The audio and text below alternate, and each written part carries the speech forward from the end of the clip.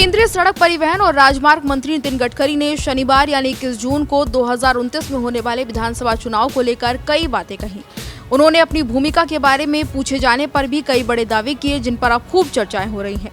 दरअसल उन्होंने दावा किया कि पिछले 11 सालों में जो कुछ भी देखा गया है वो सिर्फ एक न्यूज रील थी और असली फिल्म अभी आना बाकी है। हालांकि बीजेपी के पूर्व अध्यक्ष नितिन गडकरी ने यह भी कहा कि पार्टी ही अपने कार्यकर्ताओं के लिए जिम्मेदारियां तय करती है और बीजेपी उनके लिए जो भी जिम्मेदारी तय करेगी उसे वे निभाएंगे। केंद्रीय परिवहन मंत्री ने पीएम मोदी की सरकार के 11 साल पूरे होने पर एक इंटरव्यू में कहा कि अभी तक जो कुछ भी हुआ है वो तो न्यूज रील थी, अभी असली फिल्म शुरू होना बाकी है।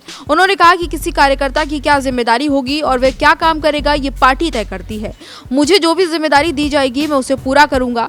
उन्होंने इस बात पर जोर देते हुए कहा कि उन्होंने कभी अपना राजनीतिक बायोडाटा प्रकाशित नहीं किया है और न ही उन्होंने कभी समर्थकों से हवाई अड्डों पर उनके स्वागत के लिए कार्यक्रम आयोजित करने के लिए कहा। पूर्व बीजेपी अध्यक्ष ने यह भी कहा कि उनकी व्यक्तिगत इच्छा विदर्भ में किसानों की आत्महत्या रोकने की दिशा में काम करना है। केंद्रीय सड़क परिवहन और राजमार्ग मंत्री नितिन गडकरी ने कहा कि आजकल मैं सड़क निर्माण के बजाय कृषि और अन्य सामाजिक पहलों पर अधिक काम करता हूं। बता दें कि जब उनसे पूछा गया कि भारत की प्रति व्यक्ति आय दुनिया की शीर्ष 10 में क्यों नहीं आती, इसके लिए उन्होंने कहा कि इसके लिए देश की जनसंख्या जिम्मेदार है। जनसंख्या नियंत्रण विधेयक का समर्थन करते हुए उन्होंने कहा कि कोई धार्मिक या फिर भाषाई मुद्दा नहीं है, ये एक आर्थिक मुद्दा है।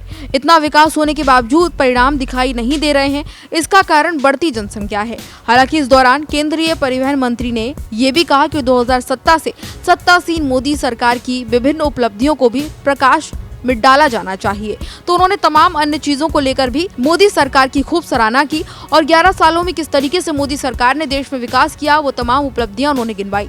इसके साथ ही उन्होंने और अन्य चीजें भी कही, जिसमें उन्होंने ये भी कहा कि उन्होंने अभी तक अपना राजनीतिक बायोडाटा नहीं बनाया है। ऐसे में वो तमाम बीजेपी की उपलब्धियों को गिनाते नजर आए। इसके साथ ही 2029 के लोकसभा चुनाव को लेकर भी अपनी भूमिका को भी साफ तौर पर रखते नजर आए। आप इस खबर को किस तरीके से देखते हैं हमें जरूर बताएं और इसी तरह की तमाम और जानकारियों के लिए देखते रहिए भारत एक्सप्रेस।